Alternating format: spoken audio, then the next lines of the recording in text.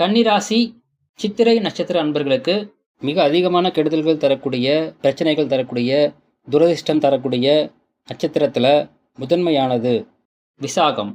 இந்த நட்சத்திர அன்பர்களால் உங்களுக்கு கெடுதல்கள் தரக்கூடிய அமைப்பு அப்படிங்கிறது நட்சத்திரப்படி இருந்தாலும், ஜாதகப்படி இதே நட்சத்திர அன்பர்களால் உங்களுக்கு நன்மையும் கிடைக்கக்கூடிய அமைப்பு இருந்துச்சுன்னா, ரெண்டுல எது வலுவா இருக்குதோ அதுதான் உங்களுக்கு கிடைக்கும்.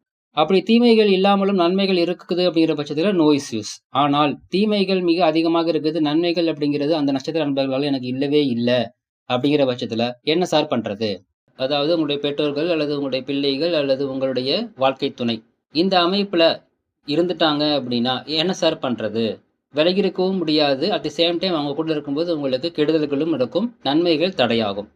வலுவாக நன்மை அதிகரிக்கணும், தீமை குறைக்கணும் அப்படின்னா உங்களுடைய சுய ஜாதகப்படி எந்த கிரகம் வலுவா இருக்குதோ அந்த கிரகம் சார்ந்த வழிபாடு செய்யும் பொழுது நன்மை அப்படிங்கிறது கிடைக்கும். தீமையை அது முழுமையாக கண்ட்ரோல் பண்ணும். வாழ்த்துக்கள்.